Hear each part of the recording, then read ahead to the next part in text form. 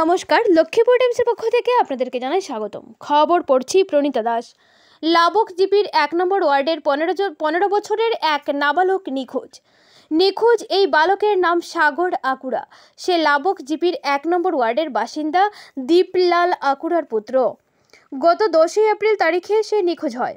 পরিবারের লোকেরা অনেক খোঁজাখুঁজির পরও তার সন্ধান পাননি। নিখোঁজের সময়ে তার পরনে নীল রঙের প্যান্ট ও গেঞ্জি ছিল। তার উচ্চতা 4.5 ফুট হবে বলে পরিবারের লোকজন জানিয়েছেন। পরিবারের পক্ষ থেকে বালকের পিতা দীপলাল আকুড়া বিষয়টি লিখিতভাবে লক্ষ্মীপুর থানায় জানিয়েছেন।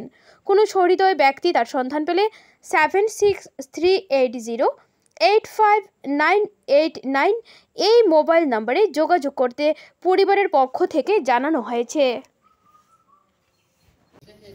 শনিবার রাত 6টা হইতে আমার একটা ভাতিজা লাবক 8 নম্বর বস্তি থেকে ঘর থেকে বার হয়ে গেছে।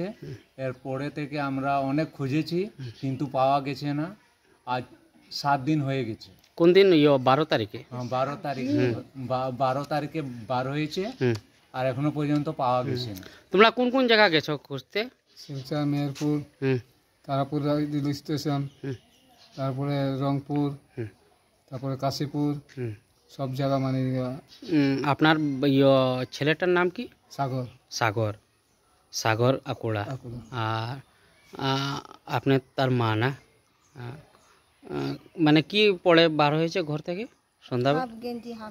হাফ গেঞ্জি হাফ প্যান্ট। আপনার নাম? স্বপ্না। আপনার?